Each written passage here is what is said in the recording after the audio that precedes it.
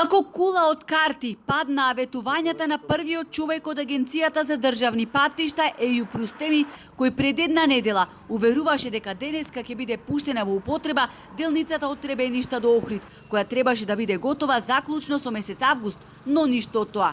Од утринава на терен со сета можна механизација забрзано се работеше. Едни асфалтираа и поправаа пропусти, други ја обележуваа трасата. На возачите кои ги прашавме како се вози, им е преку глава од празните ветувања и лаги. Не може да се пушти, уште 6 месеци најмалце не ќе може да се пушти. До каде ќе се пушти? Овај мостов овде кој ќе го прави? Ево денеска го прави. Ништо не е пуштено. Све е постаро, све се вози по една лента и многу брзо се вози. Се уште е со ограничување на брзина, бидејќи е се уште во изградба. Извините, никаков коментар. Ова е катастрофа. Ја не знам колку години се прави. Нема збор што да кажам. Ова уште не го имам видено.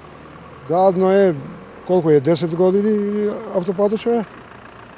Пустелина, не е автопат. Катастрофа. Дел од возачите изјавата на Рустеми дека денеска ќе биде пуштена во функција делницата ја сватиле на мајтап. Оти се до утринава на делницата не се работеше речиси ништо.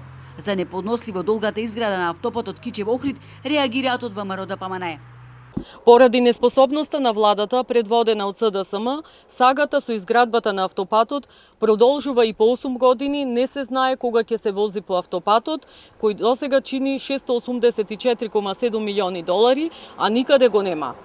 Во месец мај, министерот Бочварски и директорот на Агенцијата за државни патишта Рустеми најавија градежна експанзија, но ништо од тоа. На делницата се асфалтирани едва и неколку километри.